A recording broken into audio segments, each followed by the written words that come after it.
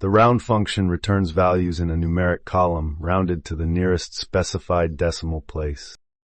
The returned values are rounded to the nearest whole number, unless you specifically define the decimal place value. Let's begin by creating a beast mode called round. In this example, we will use the column called not floor. We will be rounding to the first decimal point. To do that, you will add the number 1 to the formula. Now let's see how this looks in our data. It is always a best practice to check your aggregation settings on any column you bring into a card. You will want to change the aggregation setting in the round column to not aggregated.